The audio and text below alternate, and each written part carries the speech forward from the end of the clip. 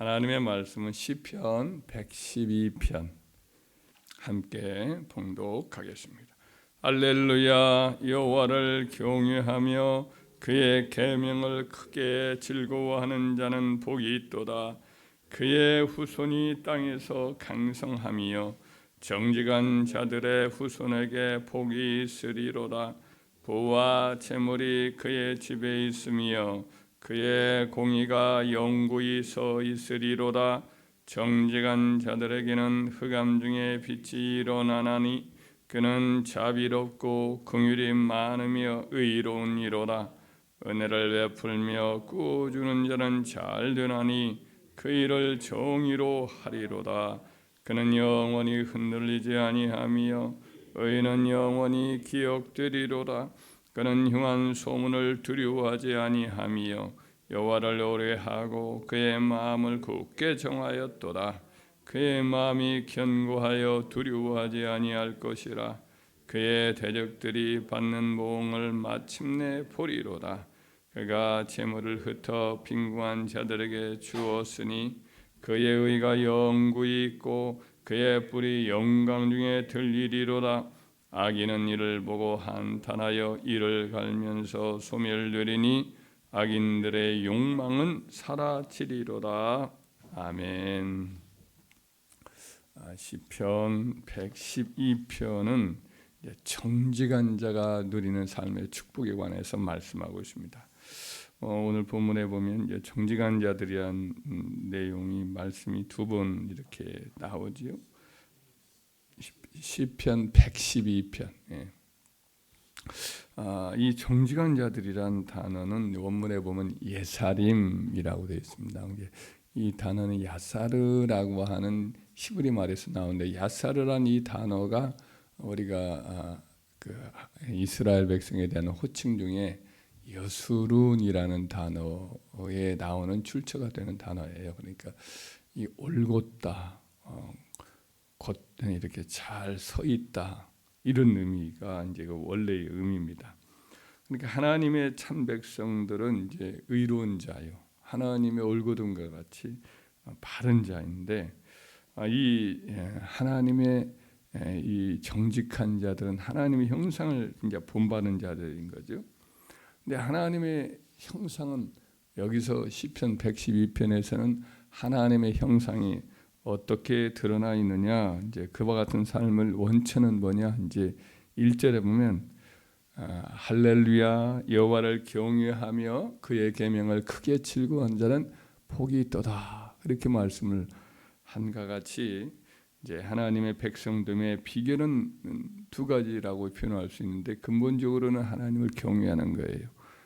하나님을 가장 떨며 사랑하는 거죠. 그것이 이제 경외하다. 하나님을 그 누구보다도 두려워하고 또 누구보다도 사랑하고 그 어떤 존재나 어떤 사람보다도 이렇게 사랑하고 즐거워하는 것, 이게 이제 하나님을 경외하는 거죠. 하나님을 크게 경외하고 또 하나는 그의 계명을 정말 즐거워하는 거죠. 그의 계명을 지키기를 그 무엇보다도 가장 중요한 과제로 생각하고 그 계명을 날마다 사랑하여 가까이 있고 묵상하는 삶, 이게 이제 그 하나님의 형상을 이렇게 본받는 여수론의 그 특징이라고 할 수가 있습니다. 이와 같은 정직자, 그런 정직자는 이제 그 하나님을 경외하고 그의 계명을 이렇게 크게 즐거워하는 삶을 살면서 나타나는 가장 이제 특징이 뭐냐, 하나님 형상을 본받는 거예요. 근데 하나님을 형상이 드러나는 거죠. 근데 하나님의 형상을 어떻게 112편에서는 가장 부각시켜서 말씀하고 있느냐면, 항상 긍휼과 자비가 많고 다른 사람들에게 선하고 베풀기를 좋아하는 삶, 이렇게 이제 표현을 하고 있어요. 4절 후반절과 5절에 보면 정직한 자들에게는 흑암 중에 빛이 일어나나니 그는 자비롭고 긍휼이 많으며 의로우니로다. 은혜를 베풀며 꾸어주는 자는 잘되나니 이 일을 정의로 하리로다, 이렇게 말씀하고 있어요. 자비롭고 긍휼이 많고 그리고 은혜를 베풀고 구워주는 삶. 9절에서도 반복해서 이 점을 말씀하는데 9절도 우리 함께 읽어볼까? 시작. 그가 재물을 흩어 빈궁한 자들에게 주었으니 그의 의가 영구히 있고 그의 뿌리 영광 중에 들리리로다. 여호와를 경외하고 율법을 크게 즐거워하는 사람, 이런 정직자는 항상 이와 같이 자비롭고 긍휼이 많기 때문에 항상 은혜를 베풀고 나눠주는 삶을 살아가요. 하나님의 본질적인 특징, 그분의 그 본질적인 그분의 성품을 한마디로만 말한다면 주는 자예요. 한없이 하나님 성삼일체 하나님은 베푸는 삶을 살죠. 그분 자신은 부족함이 없고 그분 자신이 자충족한 분이에요. 스스로 충만하신 분이죠. 누가 필요한 존재도 없고 스스로 뭐 부족하여서 이렇게 누군가를 의지할 필요가 없는 그런 분이시죠.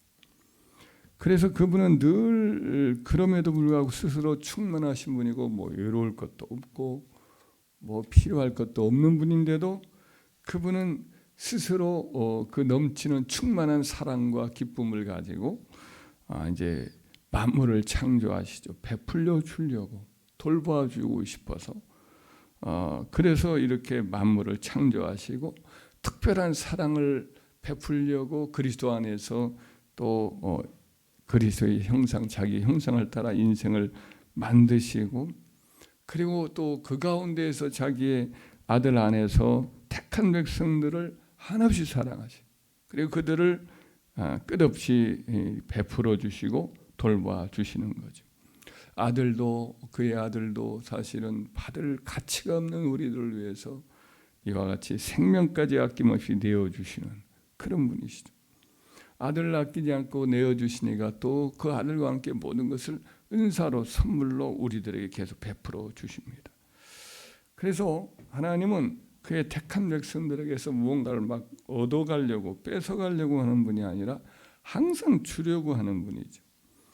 그리고 성품상 긍휼과 자비가 늘 충만하니까 세상의 수많은 가난한 자들, 병든 자들, 갇힌 자들, 나라를 잃고 떠도는 그런 나그네들, 난민들 같은 사람들이죠. 전쟁터에서 고통을 겪는 이들, 고아들, 과부들, 세상에 상처 입은 이들 항상 긍휼히 여기는 거예요. 긍휼히 여기죠. 그들을 불쌍히 여기시고 이 가까이 하세요. 그래서 우리도 이 하나님의 백성의 특징이 뭐냐면 바로 그런 긍휼의 마음을 갖는 거예요. 그런 사람들을 불쌍히 여기시고 불쌍히 여기고 따뜻한 마음으로 돌봐주는 그런 마음을 갖는 사람이 이제 정직자의 마음인 거죠. 하나님 성품을 가진 자죠. 하나님 성품을 가진 자는 다른 사람들을 항상 따뜻한 사랑으로 뭔가 베풀어주고 돌봐줄 마음을 가지고 그렇게 용서하고 또 은혜를 베풀고 꾸어주고 그런 삶을 살아가는 거죠. 바로 그런 삶을 살아가는 것이 이제 정직자의 모습인 거죠. 하나님 형상을 따라 살아가는 형상을 본받은 사람인 거죠. 그런 사람에게는 하나님이 어떻게 하시느냐, 여러 가지 복을 주신다고 오늘 시편 112편에 이야기를 하고 있습니다. 첫째로 후손의 복이 있다. 2절에 보니까 한번 2절 함께 읽어요. 그의 후손이 땅에서 강성하며 정직자들의 후손에게 복이 있으리로다. 항상 나눠주고 구워주고 불쌍히 여기는 사람은 후손에게 하나님이 복을 주신대. 강성하게 하신대. 돌보아 주신대. 두 번째 복은 또 부와 재물을 더해 주신다고 말씀합니다. 3절에 읽어볼까요? 부와 재물이 그의 집에 있으며 그의 공의가 영구히 서 있으리로다. 부와 재물이 그의 집에 있다. 이렇게 말씀합니다. 하나님은 이 자기의 형상을 따라 늘 베풀어주고 나눠주고 그렇게 연약한 자들 돕고 이런 사람들에게는 재물을 맡겨주셔서 그 재물로 계속해서 그의 하나님의 일을 대신하도록 하시는 거죠. 누가복음 6장 38절에도 주라 그리하면 너에게 주리니 곧 후이되어 누르고 흔들어 넘치도록 하여 너에게 안겨주리라. 이런 말씀을 하시는 거지. 그래서 이와 같이 베풀고 구워주고 나눠주고 이런 가정에 하나님은 누르고 흔들어 넘치는 그런 재물의 복을 더해 주시는 겁니다. 또 어떤 복이 있느냐면 고난 중에 재기할 수 있게 되고 캄캄한 중에 빛이 일어나고 환난 중에 희망을 주는 그런 은혜가 있어요. 4절을 우리 함께 읽어요. 정직한 자들에게는 흑암 중에 빛이 일어나나니 그는 자비롭고 긍휼이 많으며 의로운 자로다. 정직한 자에게도 고난이 찾아오고 밤이 찾아오는데 그럴 때 그 어두운 캄캄한 밤에도 이렇게 빛을 하나님은 부어 주시죠. 힘이 되어 주시고 용기를 내어 주시고 돕는 자를 붙여 주시고 길을 열어 주시는 은혜가 있어요. 고난이 있지만 그 고난을 딛고 일어날 수 있도록 하나님이 은혜를 베풀고 긍휼을 주시는 거죠. 또 다섯 번째, 네 번째로는 흉한 일이 일어난 가운데에도 마음이 조금도 두려움이 없어요. 불안과 근심이 없어요. 6절로부터 8절까지 말씀을 읽어볼까요? 시작. 그는 영원히 흔들리지 아니하며 의인은 영원히 기억되리로다. 그는 흉한 소문을 두려워하지 아니하며 여호와를 의뢰하고 그의 마음을 굳게 정하였도다. 그의 마음이 견고하여 두려워하지 아니할 것이라. 그의 대적들이 받는 보응을 마침내 보리로다. 그러니까 흉한 일도 일어날 수 있고 또 원수들이 일어날 수도 있고 불안 요소들이 생겨날 수가 있어요. 그런데 하나님은 어떻게 하시냐? 그와 같은 자기 마음을 닮은 늘 베풀고 나눠주고 그런 삶을 갖는 그런 사람 곁에는 함께 있어준단 말이에요. 마음의 평안을 줘요. 그래서 이와 같이 겁을 주고 해를 주려는 대적자들을 주님이 친히 막아주셔요. 하나님을 신뢰하니까 공포심이 없습니다. 견고하니까 흔들림이 없는 거죠. 그리고 그의 대적들이 무너지는 그런 일들을 복도하게 되는 거죠. 또 한 가지 더 여기서 말씀하는 것은 그가 이렇게 베풀어주고 나눠준 모든 사랑의 수고가 하나님은 항상 기억하시고 영원히 그것을 기억하고 갚아주신다고 말씀을 합니다. 9절로부터 10절을 함께 읽어봐요. 그가 재물을 흩어 빈궁한 자들에게 주었으니 그의 의가 영구히 있고 그의 뿔이 영광 중에 들리리로다. 악인은 이를 보고 한탄하여 이를 갈면서 소멸되리니 악인들의 욕망은 사라지리로다. 정직한 자들의 행한 선은 하나님께서 그의 일들을 영원히 기억하신다는 거죠. 그리고 그를 영광 중에 드높여 주신다는 겁니다. 이것은 사도 바울도 훗날에 이제 헌금에 관한 말씀하면서 다시 이 말씀을 그대로 인용한 말씀이기도 하지요. 우리가 주를 형상을 닮아 늘 그의 손이 되어서 발이 되어서 우리가 입술이 되어서 선을 베풀고 돕고 나눠주고 그런 것들이 없어지는 게 아닙니다. 영원히 하나님이 그의 의를 기억하시고 우리가 천국에 가서도 그분께서 그 하나님께서 그 모든 선행을 기억하시고 갚아주신다. 이렇게 말씀을 하고 있습니다. 그러나 이 땅에서 하나님의 형상을 닮지 않고 이와 같이 끝없이 모으고 그런 사람 그 다 잃어버려지고 또 기억하는 바가 없는 거죠. 부자와 나사로에 나오는 말씀과 같이 부자는 이름이 없어요. 이 땅에서는 이름이 유명하지만 그 가난한 그 나사로는 도리어 그 이름을 하나님 기억하고 천국에서 그의 모든 이 일에 대해서 하나님이 갚아주시는 것을 보게 됩니다. 그래서 우리는 어떻게 하더니 하나님의 형상을 닮아야 돼요.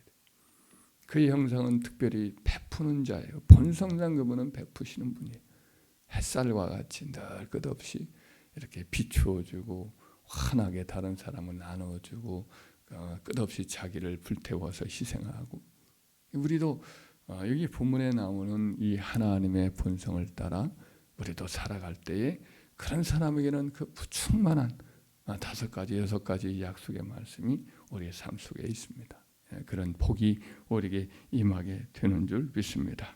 그래서 우리 하나님의 정직자의 후손들에게 하나님 도와주시고 풍성함으로 채워주시고 어둠 중에 빛을 드러내주시고 흉한 소음 중에 두려움이 없이 견고하고 평안함을 누리게 되고 그의 의가 우리와 우리 후손들과 영원히 하나님이 기억해 주시니까 우리 하나님의 형상을 따라 우리 마음을 항상 긍휼과 자비의 마음을 갖고 어떻게든 참 뒤처진 자가 있고 세상에 가난한 자가 떨어지지 않으리라 이런 말씀도 있습니다. 가난한 자를 항상 우리 곁에 두시는 이유는 그들에게 선을 베풀어서 하나님의 축복을 우리에게 이렇게 베풀라고 하시는 것이니까 항상 그런 마음을 갖고 하나님의 사랑과 평화가 그 모든 이들에게 베풀어 주게 해달라고 그렇게 저와 여러분들 힘쓰기를 주의 이름으로 축원합니다.